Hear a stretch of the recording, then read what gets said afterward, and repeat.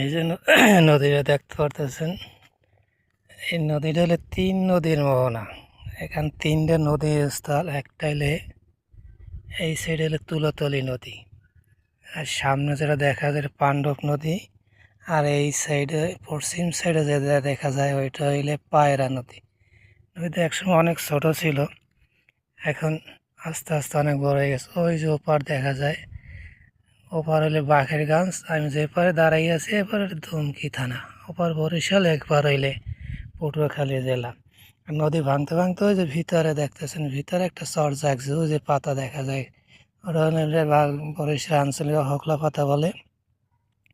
আর এই নদীটা একসময় প্রচুর ইলিশ মাছ পড়তে, এখনও পরে ইলিশ মাছ, এখন সিজনের প্রচুর ইলিশ মাছ পড়ে। এই যে তিন মোহনায়, তিন নদীর মোহনায় অনেক ইলিশ মাছ দেখা যায়। নদীতে ওই সাইডে পূর্ব দিক অনেক ভরাট হয়ে গেছে, আগের মতো স্রোত নাই এখন, অনেক স্রোত কমে গেছে।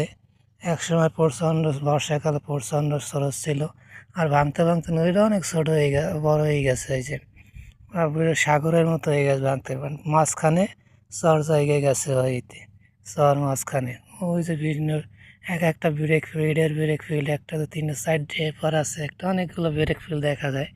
তাই নদীর একটা ভিডিও করলাম দেখা করার জন্য, যে নদীটার এই অবস্থা। এতে